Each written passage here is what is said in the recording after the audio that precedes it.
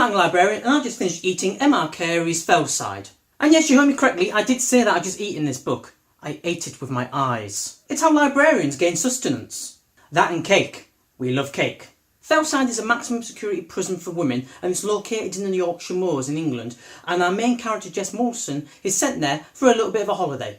Well, it's not really a holiday, she is sent there to be punished, you know, because she did kind of get stoned off her tits, set fire to her apartment block, burn half her face off, burn the hands of her boyfriend, and she also generally cocked everything in her life up. Oh, and she did kill the little boy that lived upstairs. There is that, that's the main thing she goes to prison for, yeah. Killing a kid will do that to you. And basically, this whole book follows Jess Molson and she goes to prison and she comes to terms with what she's done. It's probably more accurate to say that we follow her as she becomes overwhelmed with grief and eventually she just kind of gives up on life. And if I had a heart and Jess wasn't just a fictionalised character, then I'm pretty sure that I'd feel a little bit of sympathy for her. Actually, forget the whole if she was fictional part, because I do sympathise with her and I too have given up on life. Now don't worry, I'm not going all suicidal on you. And shame on all of you for muttering damn it and saying why the fuck not. When I say I've given up on life, I don't mean I've given up on my own. I've pretty much given up on everyone else's though. For the past few months since the UK voted to leave the EU, this country has become inundated with wave after wave of racism and hate crime. Just under half of the UK voted to stay within the EU, myself included, and whilst not everyone who voted to leave the EU was a racist, I'm pretty sure that everyone who was a racist voted to leave. And after all the campaigning and the run-up towards that vote, everyone seems to have embraced RISM as being politically correct, because if our politicians can get away with it, then why the hell can't everyone else? And to be honest, in the main, it's these people's lives who I've given up on. I mean, it's getting to the point where I'm kind of ashamed to say that I'm British. I mean, it's getting to the point now that whenever I see an England flag flying out of the window of a house or on the car, my first thoughts aren't of the Queen and the royal family or of how great this country is. Instead, my first thoughts are, I'm pretty sure a racist must live there. Oh, look, there's a racist driving that car. And that's pretty bad, because it's probably not the case. And ever since the vote to leave happened, I have had several incidences at work where I've had customers complaining about the fact that the library stock fiction in several different languages. I mean, how can you have the nerve to come into a library and basically say, how dare this library in the middle of England, which I myself never ever use, unless it's to play Farmville on the PCs, have fiction books in languages such as Gujarati, Polish, Portuguese and Chinese. I mean, this is supposed to be England after all. We speak English. By the way, I'm not really making that little last bit up. I have had people basically say that exact thing to me. And it's quite shocking, especially when you think there are several members of staff within earshot who are clearly not from England.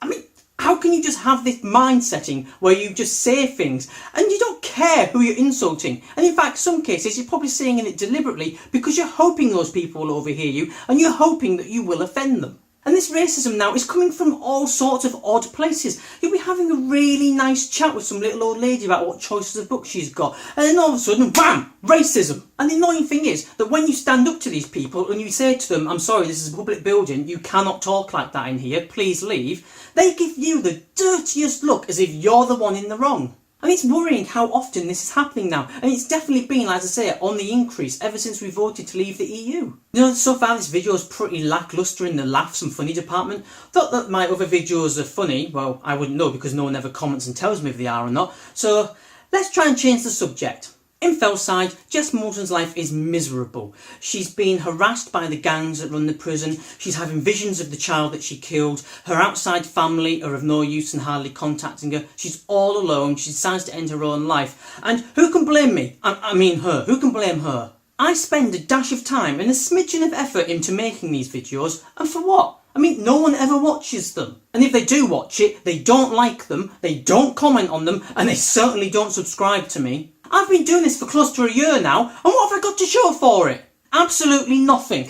At least when Jess Molson set fire to her apartment, she's got a scarred face to show for it that kind of freaks people out in the prison. Actually, I've got two things out of this. One, my hard drive's filling up with all the videos I've been filming. And two, I know that my mum isn't quite happy with some of the things she's heard me talk about in some of these videos. But I'm pretty sure she hasn't watched all of them either, so there's probably some stuff out there she hasn't heard me talk about. But apart from that, I've got nothing to show for it. Actually, I have got another thing.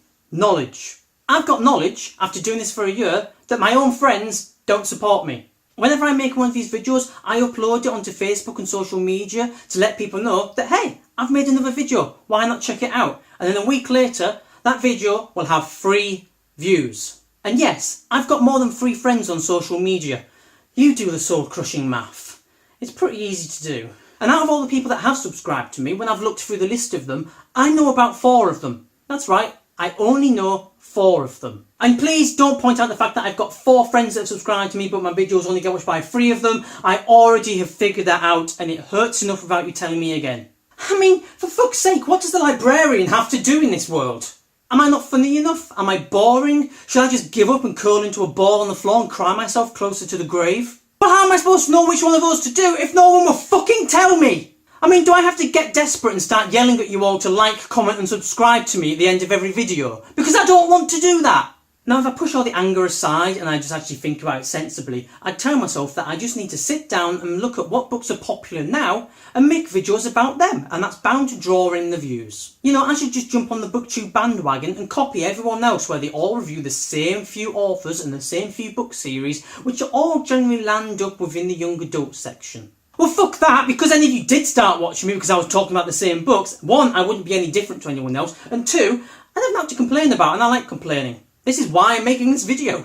I mean, this whole situation just gets my blood boiling and it gets me really, really angry. And then it makes me realise how insecure I'm feeling. And then I think about how insecure it's making me feel, and that gets me really annoyed. And when you're that angry, there's only one way you can get rid of it. You divert your anger onto someone else. So if you excuse me, I'm going to go back into work and I'm going to make an in-your-face LGBT book display right in the main entrance so no one can miss it. And do you know what? I might actually put in some interracial gay romance books there as well. And a few DVDs while we're at it. That's bound to piss off the locals. Oh yeah, and before we go, don't forget to like, comment and subscribe for more book reviews that aren't actually book reviews. Please.